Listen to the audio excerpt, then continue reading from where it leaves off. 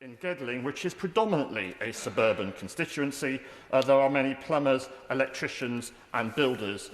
who will much benefit from this legislation if it is introduced and then extended. Because I think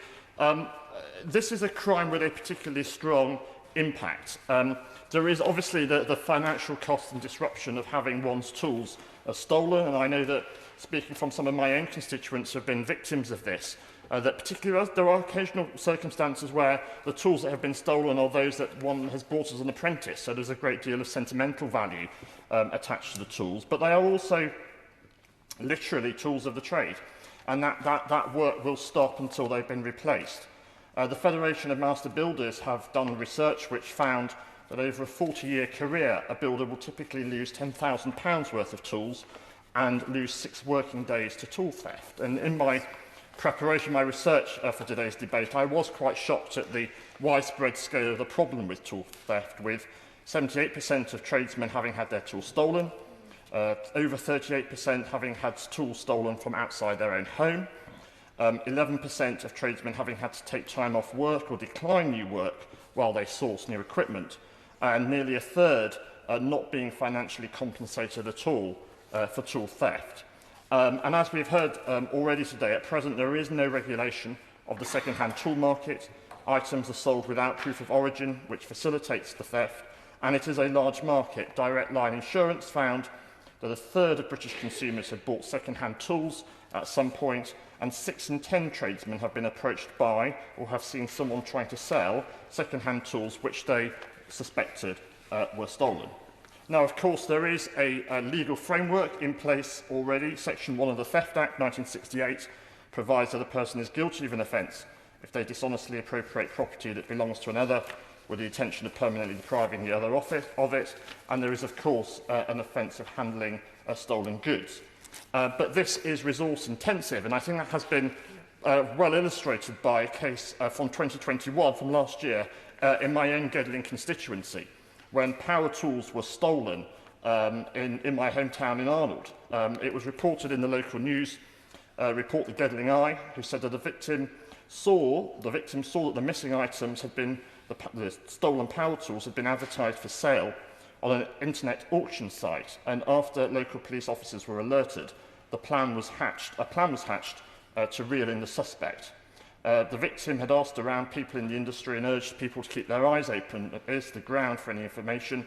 and he and his labourers saw that 2 of the stolen items were up for sale online. His wife reported it to the police, and the plan was put in place. The victims made contact with the seller, which led them to getting an address, and they arranged a time to collect the items and informed the police, and so the suspects got quite a big shock when, instead of the proposed buyer turning up to the address in Bestwood, police officers turned up instead, and the stolen items were recovered from nearby gardens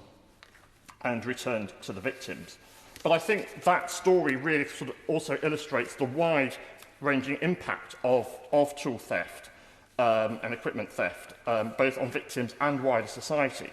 The victim's wife told the press that we were so angry and stressed,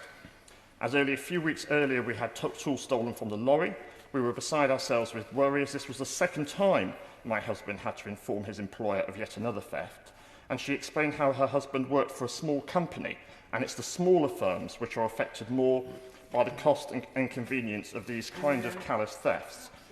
She said that this second incident left us feeling nervous and anxious and very vulnerable. We were incredibly upset, and it makes you so angry when hard-working people like us have this sort of thing happen and someone steals your belongings. And she went on to say that one of our elderly neighbours was also very shaken by this, as her property backs out onto the car park where the lorry was parked when this happened. So I completely congratulate Nottinghamshire Police on their ingenuity in organising this setup. But the example I've given is actually a rare one. I understand that only 1% of tradesmen have ever had their stolen tools recovered, and it is also resource intensive and difficult to set up. So in that spirit, I do welcome the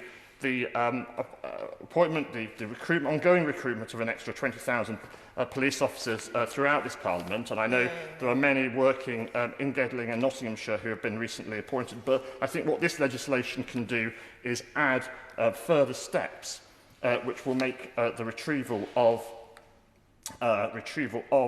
stolen tools easier and make it less attractive to steal in the first place. As the Honourable Member for Buckingham explained when he was introducing his 10-minute rule bill,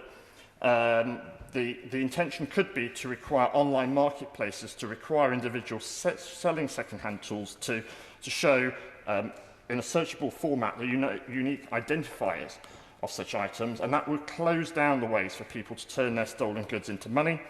and it would facilitate the ability of victims, the police and insurance companies to track down stolen items. And that would have made, in the example I've given of the power tools stolen in Arnold, it would have made them far easier to identify. So I do welcome the introduction of this very straightforward initiative, and I note that there are parallels with the Scrap Metal Dealers Act 2013, which was also brought in as a private member's bill, and that introduced a more robust regulatory regime for scrap metal dealers to reduce the opportunities for metal thieves to sell stolen material.